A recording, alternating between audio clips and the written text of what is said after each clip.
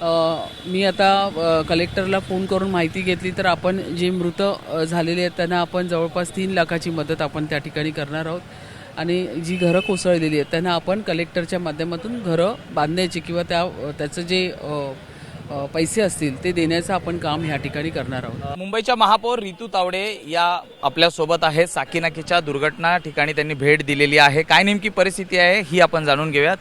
Ma'am, नेमकी आता परिस्थिती काय आहे? आपण स्वतः त्या ठिकाणी पाहणी केलेली आहे. रेस्क्यू ऑपरेशन अजूनही सुरू आहे. काही जण अजूनही त्या ठिकाणी अडकलेली आहेत. या ठिकाणी एल वॉर्डला गौसिया चाळ, राठोड मेडिकल स्टोअरच्या बाजूला ही जी चाळ आहे या चाळीमध्ये मी शिरत असताना एकदम अरुंद गल्ली आहे आणि एकदम टोकाला जो डोंगर आहे त्या डोंगराला लागून ही 6 घरं होती. 3 वाजून 10 मिनिटांनी त्याच्यावरती ही रात्री दुर्दैवी घटना घडली, दरड कोसळली आणि सगळी 6च्या 6 घरं त्या मलब्याच्या खाली दबली गेली. त्या ठिकाणी मी पोहोचले तेव्हा मला कळालं 4 लोकांना रेस्क्यू केलं. त्याच्यामध्ये 2 माणसं जी आहेत ती मृत पावलेली आहे. दोघांना आपण राजावडी हॉस्पिटलला ॲडमिट केलेलं आहे. बाकीची जवळपास 6 माणसं मलब्याच्या खाली अजूनही अडकलेली आहे.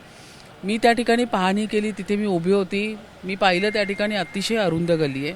एकच व्यक्ती फक्त ये जा करू शकतो इतकीच फक्त ती गल्ली आहे. त्यामुळे रेस्क्यू ऑपरेशन करत असताना NDRFची टीम असेल, मुंबई महानगरपालिका असेल, सुरक्षा रक्षक असतील, तर सगळ्यांना त्या ठिकाणी खूप प्रॉब्लेम क्रिएट झालेले आहे. एकच माणूस फक्त जा ये करू शकतो, शिवाय गाड्या तिथपर्यंत पोहोचू शकत नाही. तुम्ही पाहू शकता सगळ्या गाड्या इथेच उभ्या आहेत. त्यामुळे मॅन्युअली आपण एक मलबा, दगड, घमेले भरून माती एक ने आण करण्याची त्या ठिकाणी व्यवस्था सुरू आहे. तर रेस्क्यू ऑपरेशन हे सगळं युद्धपातळीवर चालू आहे. पूर्ण टीम त्या ठिकाणी तैनात आहे. मी आलेले आहे, ॲडिशनल कमिशनर आलेले आहे, स्थानिक नगरसेवक पण सकाळपासून उभे होते, विजू शिंदे. तर अशा पद्धतीची परिस्थिती आहे या ठिकाणी. अतिशय दुर्दैवी घटना आहे. मी आता कलेक्टरला फोन करून माहिती घेतली तर आपण जे मृत झालेले आहेत त्यांना आपण जवळपास 3 लाखाची मदत आपण त्या ठिकाणी करणार आहोत आणि जी घरं कोसळलेली आहेत त्यांना आपण कलेक्टरच्या माध्यमातून घरं बांधण्याची किंवा त्याचं जे पैसे असतील ते देण्याचं आपण काम ह्या ठिकाणी करणार आहोत. मॅम, मुंबईतले असे काही स्पॉट्स आहेत त्या ठिकाणी अशा घटना या घडण्याची शक्यता ही वर्तवली जाते आणि त्यापूर्वीच आपण पालिकेकडनं त्यांना नोटीस देखील दिली जाते.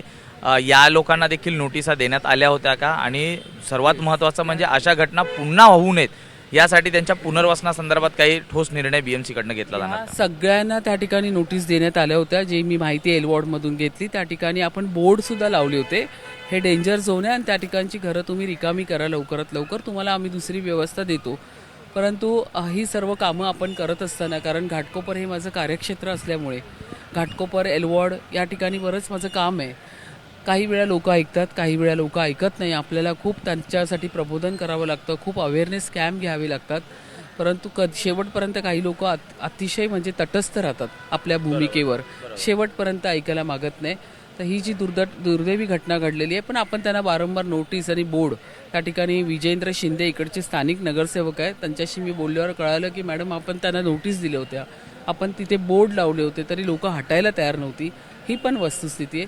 त्यामुळे लोकांनी सुद्धा मुंबई महानगरपालिकेने दिलेल्या नोटिसाचं जे आहे ते पालन आहे ते ह्या ठिकाणी केलं पाहिजे. आता यानंतरच्या अशा घटना रोखण्यासाठी पुढे BMC कडनं काय नेमकं पाऊल ठोस उचललं जाईल? घटना घडूच नाही म्हणून BMC वारंवार याच्यावरती काम करत असते. वारंवार आम्ही त्यांना नोटीस देत असतो, वारंवार आम्ही त्यांना फलक लावतो.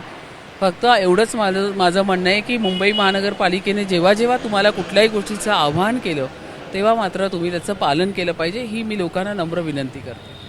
अजून किती वेळ हे रेस्क्यू ऑपरेशन सुरू राहील आणि त्या संदर्भातली काही माहिती? रेस्क्यू ऑपरेशन जरा बराच वेळ राहणार, कारण की अतिशय अरुंद गल्ली आहे. फक्त एक व्यक्ती जाऊ येऊ शकतो एवढीच फक्त गल्ली उरली आहे त्या ठिकाणी.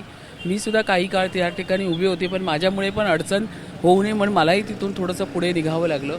अशा पद्धतीची परिस्थिती आहे. अतिशय म्हणजे डोंगराला लागूनच संपूर्ण तो भाग आहे. तर वेळ ते लागणार, कारण आता आपण मशीन जाऊ शकत नाही, तर मॅन्युअलीच करतोय आपण. धन्यताई आमच्याशी बातचीत केल्याबद्दल. तर आपण पाहिलं तर जे या दुर्घटनेमध्ये मृत पावलेले आहेत त्यांना 3 लाखाची मदत ही BMC कडनं दिली जाणार आहे. त्याचबरोबर त्या ठिकाणी जे आता रहिवासी राहत आहेत त्यांना नोटिसा देण्यात आलेल्या आहेत. त्यांची इतर ठिकाणी व्यवस्था ही देखील केली जाणार असल्याची माहिती ही स्वतः महापौर रितू तावडे यांनी आपल्याला दिलेली आहे. व्हिडिओ जर्नलिस्ट आसिफ समी, सूरज सावंत, ABP माझा, मुंबई. ABP माझा, उघडा डोळे बघा नीट.